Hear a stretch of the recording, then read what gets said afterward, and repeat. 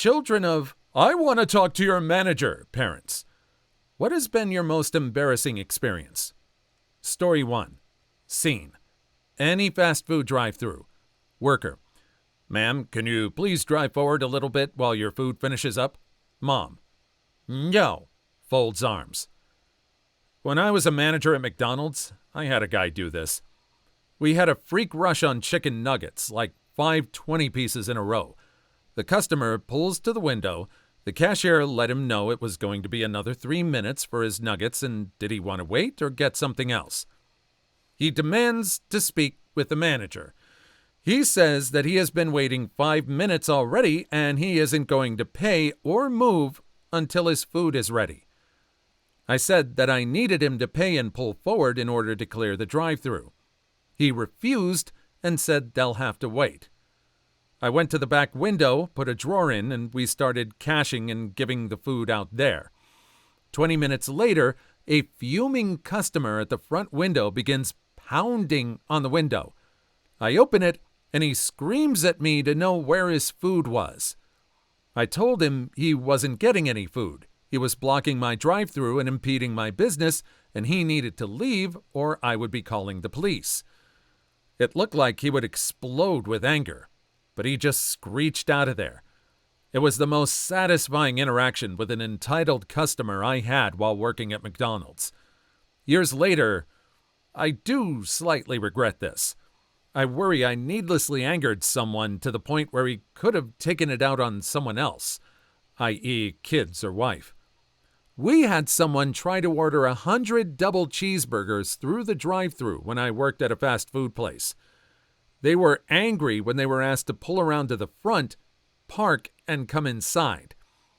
They seriously thought we'd either have 100 double cheeseburgers laying around just for them, or that we'd be able to make them in under 3 minutes. This was in a town of less than 5,000 people. I hated giant orders without any notice. Orders like that were definitely annoying, but they were made worse if the person couldn't fathom why their order might take more than 90 seconds and started complaining. The worst was when Little League teams would come in 5 minutes before we closed without calling ahead, or when the owner would see a bus drive up 15 minutes after we closed and all cleaned up and unlocked the door to let them in. I always wondered what would happen if we just flat refused to turn everything back on. I mean, going into a rage after 5 minutes? It's like people who get impatient with microwaves warming up their food. A lot of businesses, especially a lot of fast food businesses, have built their reputations on preparing food fast, but there are limits. There's got to be limits. People just don't understand how this stuff is made, or either they've forgotten that they used to work in a fast food place too, and just how fast it takes to prepare this food. Story 2. One time my granddad got a sausage roll at a football match during halftime.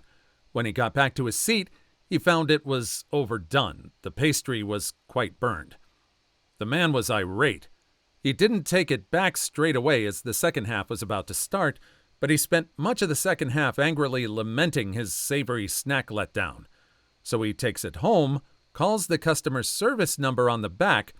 I assume he had a few choice words for the poor soul on the other end, but I wasn't present for this, and keeps the remainder of the sausage roll in the freezer for the next couple of weeks. Skip ahead to the next match day. My granddad tells me we're heading out early so he can have his sausage roll replaced. The customer service line told him to go to kiosk 3 at the front of the ground next to the ticket office. When we arrive, however, the shutters are down at the food place. The old man looks around growling and turning red in the face, stamps right over to window number 3 of the ticket office, and slams his frozen burned sausage roll down like a fracking flaky gauntlet. At this point, I'm trying to convince him the ticket office was a completely different department to the catering concession, but my granddad was having none of it. The lady working the ticket window continually attempted in vain to convince him the same. They sell match tickets, not hot snacks, but this just got him angrier and angrier. Across comes a colleague behind the glass. Now there's just two people to rage at. Then a head steward comes to attempt to defuse the situation, and my granddad begins to wave the burnt sausage roll in this man's face. I was actually surprised he didn't whack him with it. At this point, I'm mortified by the whole affair, wishing I'd have stayed back at the house until nearer kickoff. Eventually, after an hour or so, the shutters come up on the food concession. Fella at the counter goes, "You must be Mr. Allerginge," and calmly resolves the situation, dispatching a freshly baked sausage roll with the steady hands of a surgeon. My granddad is completely satisfied with the results of his hour of insolent rage, and as we're walking away, he turns to me and says, "That's how you get things sorted." Every time after they get what they want, they just look at you smugly and say, "And that's how it's done." Like they're so proud and just taught you some amazing life skill. Couldn't this all have been avoided if this person just looked at the sausage roll to begin with and make sure it was okay? Yeah, I understand. There are to be expectations that people behind the counter are going to prepare your food to a certain degree of competency. But still, check it out for yourself. And maybe if you're that upset about it, maybe take a little time during the match to go back to the window during the game. Maybe. Story 3. I worked at Best Buy. I stopped in with my mom one day because she wanted to buy me the Star Wars DVD box set for my birthday. Cool.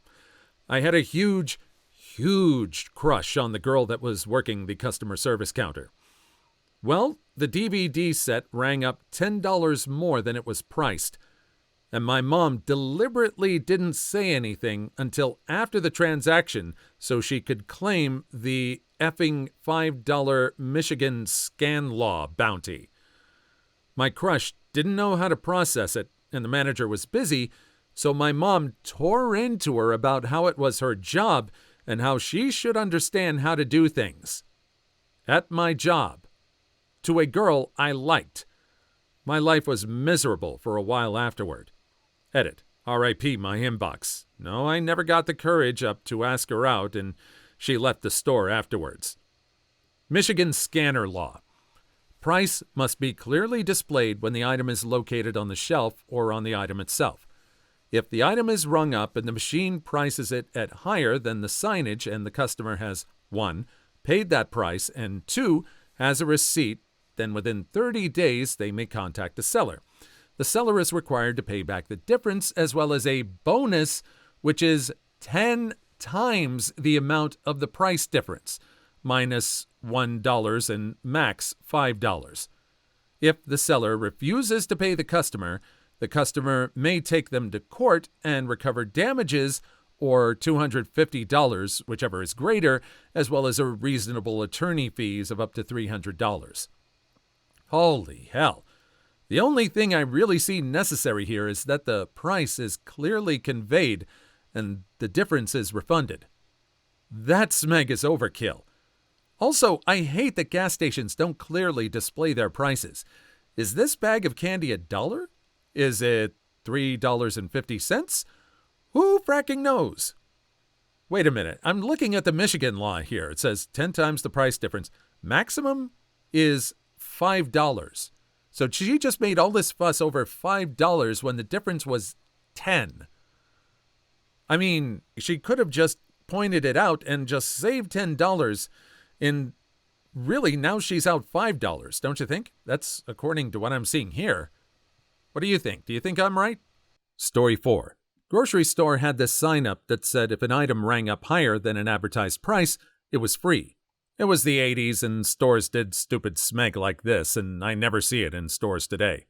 Mom was buying a box of Little Debbie cakes, and they rang up for $2.85 instead of the advertised $2.50. So now, Mom wants her free cakes. Cashier doesn't know what to do, summons a manager. Manager tells her to ring up the sale otherwise and he'll be right back. Comes back and hands my mother 35 cents cheerfully and says, "There you go." My mother points out the sign behind him and he says, "Oh, the last manager put that up. It doesn't make any sense. I'm the new manager and I just haven't had the sign removed yet." It was a printed plastic sign that was screwed into the wall. Mom insists they honor their sign. He says, nah. Now up to this point, I as an adult looking back am totally on board with Mom's actions. Mom gathers her things, decides against taking the little Debbies on principle, and we get in the car.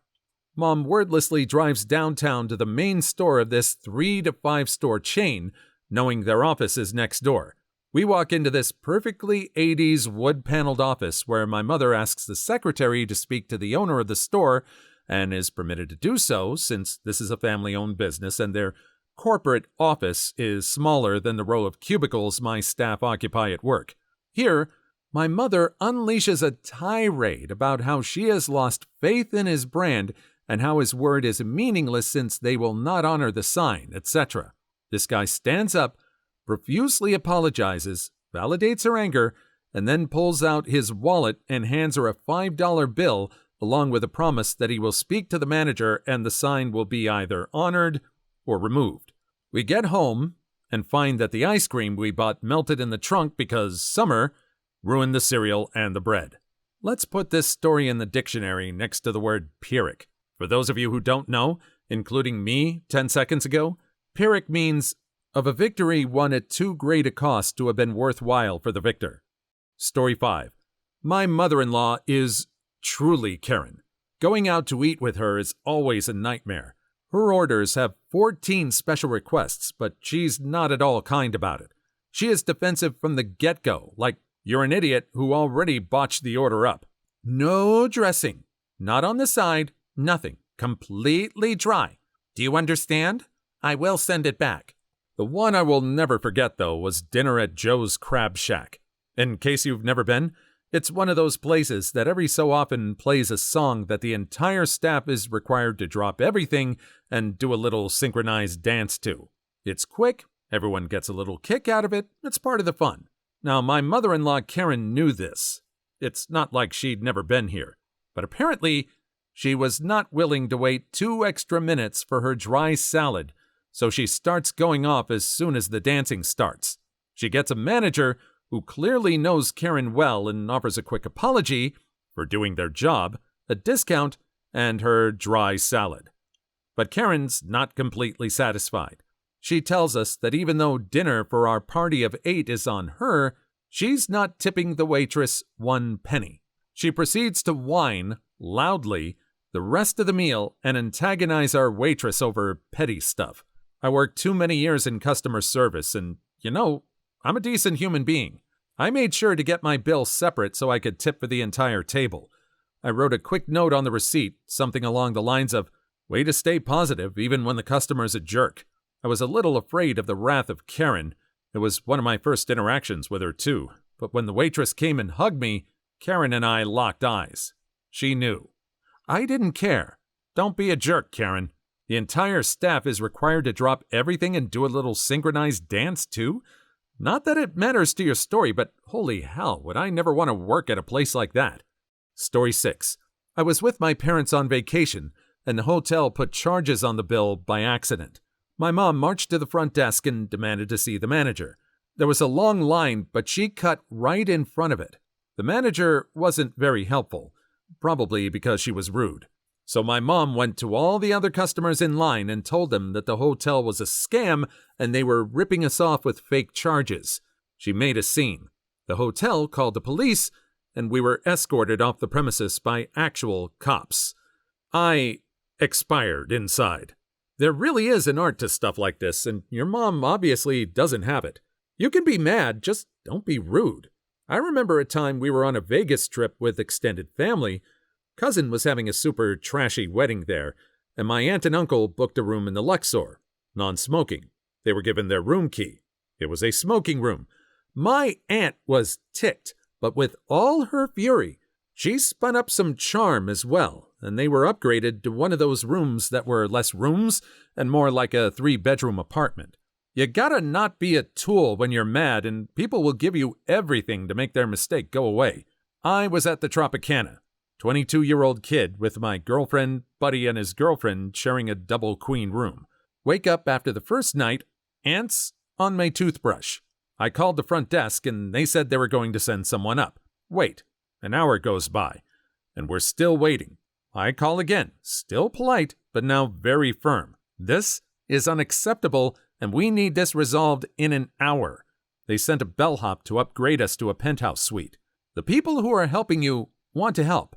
The customer just needs to let them. That's the kind of thing that makes you never want to be seen with your parents ever again. And they did it while you were on vacation, no less. Great way to spoil your memories. I understand, even though Vegas really attracts whales, people are so rich, their only goal on vacation is to spend money and can afford to go to Vegas every weekend if they want. Regular people save up for big trips for years, and the memory is going to last them for years until they can afford the next big trip. So if something goes wrong, yeah. But I also agree that it's not the people that are serving that's the fault. Bring it to their attention and show that you're mad, but don't take it out on them. Let them help. Let them see what they can do. It's the hospitality industry. Story 7. My mom asked me to call her a taxi via an app. She ended up calling me multiple times, complaining about how the driver didn't use the route she thought was best. She never owned a car and doesn't know how to drive, even though the guy just used the best possible route the navigator suggested. She ended up getting out halfway and using the subway. The driver proceeded to call me in tears, completely shocked, unsure of what he did so wrong, and apologizing. I felt like total trash. I never called her again.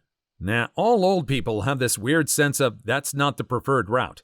Anytime I get in a Lyft or an Uber with my dad, he'll stare at the driver's phone and tell me to tell the driver that he's going the wrong way, even though the navigation is just trying to get us there faster.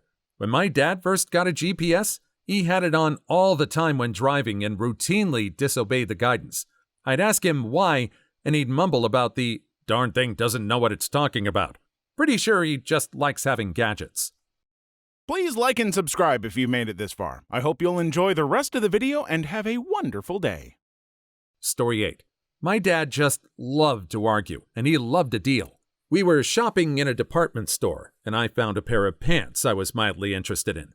The pants were tagged at, let's say $40, and the sign on the rack was all pants $25.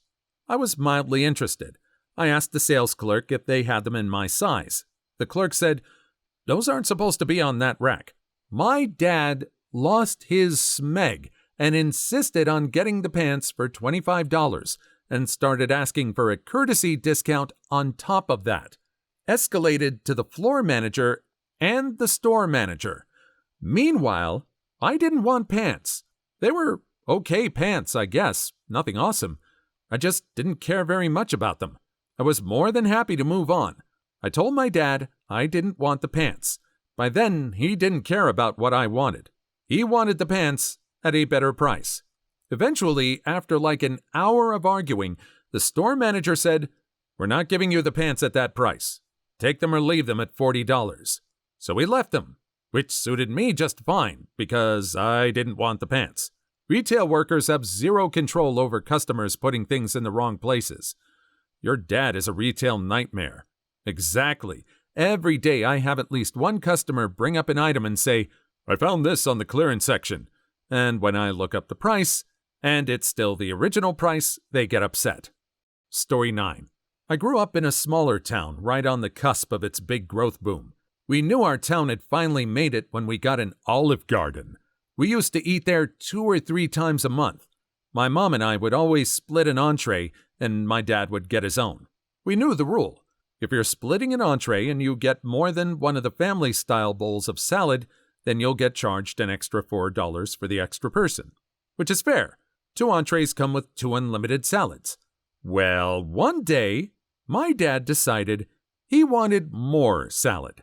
Only he wants the additional salad, but the waitress said if she refills the bowl, then we will be charged the extra $4. Well, lo and behold, my parents threw the biggest tantrum because only he wanted the additional salad. They demanded to speak to a manager, and the manager explained the rule, which we knew, but offered to comp the extra salad just to get my parents to stop yelling, and they did. When our bill came, The manager comped my dad's entree and the additional salad fee. Well, my mom got up, interrupted the manager while he was talking to other guests, and threw the check in his face and asked, "What's this?" She was furious that he ordered my dad's meal. He ate the meal, therefore we would like to pay for it. She wouldn't stop raising her voice until she was allowed to pay for the meal, but not the salad. The manager was confused, but obliged. When they brought the change, the manager slipped a few free appetizer coupons. My mom ripped them up and threw them on the ground as she left. Safe to say I didn't eat out with them for at least a month, and I still refuse to go to Olive Garden with them. People pick some weird hills to expire on. Story 10. Not me, but my sister-in-law. Her stepdad and mom took the family out to eat at a Red Lobster. They get there and it's super busy. So the stepdad walks up to the host and says, "Yes, we have a reservation." Problem is, Red Lobster, or at least that one, doesn't take reservations. The host explains this and says it's going to be a 20-minute wait for seating. Her stepdad flipped out and started screaming that he had called 3 hours beforehand and made a reservation. The host politely told him this was not possible as they do not take reservations. Again, he continues to scream at the guy and says he wants to talk to a manager. So the manager comes out and she tells him the same thing. They don't take reservations, so it's not possible that he had made one. He continues to cause a scene and people start leaving just to get away from this toxic guy. Finally, the manager says, "Fine, we will put you ahead of everyone else that has been patiently waiting their turn." He says, "Thank you." They get seated. Once they get to the table and the waitress walks away, he slyly winks and says to my brother and the rest of the family, "That is how you get things done. I wasn't going to wait 20 minutes. My brother refused to eat or order for fear of getting food that had been spit on. Story 11. Not my parents, but grandparents. When I was around 10 years old, my grandmother went out and got us, her, my brother, and me, McDonald's. We got home, and we didn't have napkins in the bags. No big deal, right? We have paper towels and napkins in the house, and my brother is pretty good with not making any messes while we eat. Nope. Grandmother got us in the car, drove back to McDonald's, demanded a manager, and screeched about how upset she was that we didn't get any napkins. I wanted to just melt into the floor and disappear. "It's just napkins, Nanny."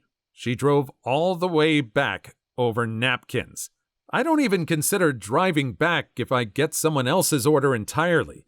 I'd rather just be done with going out and eating. I do not understand the amount of energy she's willing to dedicate to such pettiness. It was horrible. I pleaded for her not to go, and especially not to make us go with her, but she wasn't having it. It was so embarrassing. Not to mention that we had left our food at home and it was cold by the time we got back. McDonald's fries just aren't the same cold. Story 12. Ugh, my dad. He can be such a tool if you get his order wrong. It could be fast food or a nice sit-down restaurant. He often yells at waitstaff if they undercook his steak. It has to be well done, or he claims to have lost his appetite. One time we went to Burger King when I was younger, and we sat down to eat. He took one bite of his burger, spit it out, and immediately started whining about it being undercooked. He cut in front of everyone in line to yell at the cashier. Then he asked who was the cook. When the cook appeared, he launched his burger, hitting the poor kid directly in the face with a lidless burger. He's now banned for life from Burger King. My father-in-law hasn't thrown any food at anybody yet, but damn is he concerned about undercooked food. He's convinced that medium steaks shouldn't have any pink, and that the warning at the bottom of your menu about undercooked meat, fish, and eggs is so the kitchen can just run your food through a warm room rather than cooking it, and there's nothing you can do about it. We've tried to explain that the warning is there for people who order meat less than well done, or runny eggs or sushi, but he's just a fracking idiot who thinks he knows everything. Drives me nuts when we go out for breakfast and he wants eggs that are cooked completely through, but with no brown bits on the bottom. Like he thinks the overworked cook has time to babysit his eggs. Something about lidless burger made me laugh out loud. Story 13. When I was a young child on a long-distance flight, my mother let me and my brother sleep on the floor. For safety reasons, the flight attendants told my mother that we were not allowed to sleep on the floor. She started to argue with the flight attendants, who then turned to the pilots. The pilots threatened to turn the plane around unless we got up from the floor, but she continued to argue. The pilots announced that they were about to turn around because of my mother, so all the passengers got ticked. Eventually, she caved in when she had all passengers and flight crew on a Boeing 747 against her. I like that a parent got hit with the "I will turn this thing around" card. She got out-mommed. The lack of common sense to realize that sleeping on the floor of the plane is not a good idea just baffles me. I was a flight attendant, and the amount of people who would put sleeping babies on their tray tables still baffles me. You know that thing's not stable, right? If we hit moderate turbulence, do you want to peel a little precious off the seat in front of you? Or in the overhead bin? I found that the best way to get this point across was think diving board. Booking. Story 14. I was 13 when this happened. My mom had made a reservation at a hotel for a trip, but when she got there, the lady said there was some error with the reservation and that my mom's payment didn't go through. So the lady offered us a double bedroom for a discount. Rather than just taking the room, thanking the lady and leaving, my mom decided the best course of action would be to scream in the middle of a hotel lobby, "Nobody is going anywhere till I get my fracking room." She then proceeded to pester the lady, who clearly couldn't do anything about it, until eventually she called the police on my mom for public disturbance. Mortifying. I'm not trying to justify her behavior, but did the discounted room cost more than the reserved room? I could see someone getting angry because it might be a bait-and-switch situation. Story 15. Before Value Village, Savers in the States, I think, changed policies, she would cut tags to get discounts, since the cashiers would basically make up whatever price they thought it would be on the spot. If they highballed it, she would get a manager involved, and I hated that. Lots of secondhand thrift shops now have a rule that items without tags will not be sold, likely for the above scenario. Story 16. My mom demanded to see a cafe's hygiene certificate when she saw an employee go from cutting cake in the kitchen to handling money at the till, even though the real problem is going the other way. How do you know that the cake wasn't actually hollow and filled with cocaina and tuberculosis, Then it's not actually hollow now, is it? Please leave your story in the comments. I would love to make a video on them in the future. Also, don't forget to like and subscribe.